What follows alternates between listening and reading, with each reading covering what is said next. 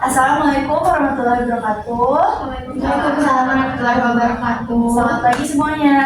Pagi, Bu. Oke, ini kita minggu terakhir sebelum masuk UTS besok. Sebelum kita masuk ke materi dan juga memulai pembelajaran hari ini, mari kita mulai doa sesuai pada masing-masing. Berdoa selesai. Gimana kabarnya hari ini? Baik. Baik ya. Udah pada makan belum? Udah. Alhamdulillah. Oke. Sebelumnya ada yang tahu nggak sih materinya sebelumnya kita ngebahas apa? Sejarah, Bu. Sejarah karya seni. Betul. Kemarin kita ngebahas sejarah karya seni melalui digitalisasi. Nah, oke, untuk materi hari ini kita ngebahas digitalisasi karya seni 2 dimensi. Ada yang tahu nggak sih sebelumnya apa sih digitalisasi karya seni 2 dimensi ini? Belum ya? Oke, untuk hari ini kita ngebahas untuk pengertian digitalisasi dalam seni rupa, terus ada jenis-jenis karya seni rupa, terus ada media dan juga alat digitalnya, lalu ada manfaat dari digitalisasi karya seni, dan yang terakhir ada langkah-langkah digitalisasi karya seni 2 dimensi. Nah, pertama ada pengertian dari digitalisasi dalam seni rupa. Digitalisasi dalam seni rupa adalah proses mengubah karya seni fisik atau manual menjadi bentuk digital menggunakan alat bentuk teknologi seperti kamera, scanner, atau aplikasi pengedit gambar.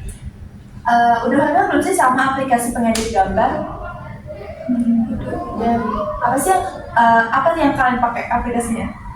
Kalau gambar, PixArt. Kamu Aura? Kalau saya Canva.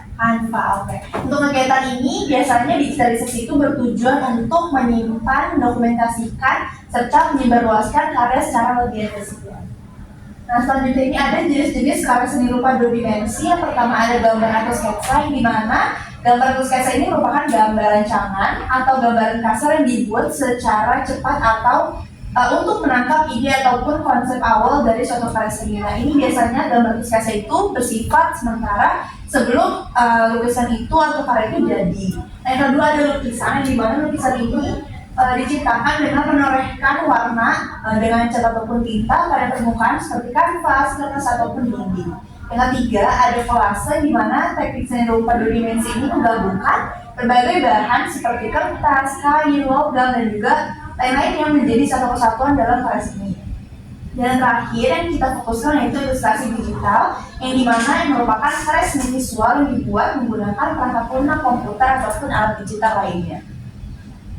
Selanjutnya ada media dan juga alat digital untuk dokumentasi karya, yang dimana ada beberapa alat dan juga aplikasi yang bisa digunakan untuk mendokumentasikan karya seni 2 dimensi. Yang pertama ada media kamera ataupun HP, di mana fungsinya untuk memotret karya fisik. Dengan contoh aplikasi ada kamera bawaan atau Google Kamera. Yang kedua ada media scanner, di mana untuk memindai gambar dengan resolusi tinggi. Dengan contoh aplikasi itu film scanner, yang aplikasi yang sering kalian pakai, dan juga Adobe Scan. Yang ketiga ada aplikasi editing untuk mengatur ukuran, warna, dan juga tata letak. Yang dimana contoh aplikasi yang kalian pernah pakai itu ada Canva, PixArt, ataupun Ibistain. Nah, yang terakhir ada aplikasi dokumen. Nah, aplikasi dokumen itu berfungsi untuk menyusun karya dalam bentuk digital. Dengan contoh aplikasi yaitu Google Dokumen, Microsoft Word, ataupun Canva untuk membuat portofolio. Selanjutnya ada manfaat dari digitalisasi karya seni itu sendiri. Yang pertama untuk menjaga karya, terus ada untuk memudahkan penyebaran ke publik, atau untuk keperluan pameran online, atau menyimpan portofolio secara rapi dan juga efisien, dan yang terakhir membantu siswa untuk membangun profil kreatif secara digital. Oke, untuk langkah-langkahnya digitalisasi karya seni rupa itu yang pertama untuk buat karya seni itu 2 dimensi secara manual. Yang kedua, foto atau pindai karya menggunakan kamera ataupun aplikasi scan, yaitu Camscanner ataupun Adobe Scan. Yang ketiga, buka aplikasi pengolah dokumen atau portofolio, misalnya Google Dokumen ataupun Canva. Yang keempat, masukkan gambar karya ke dalam dokumen, terus ditambahkan nama, judul, dan juga deskripsi singkat. Yang terakhir, simpan sebagai file digital, bisa berbentuk PDF ataupun JPG. Terus yang ketujuh, mengunggah ke platform digital melalui Google Drive, blog, ataupun media sosial.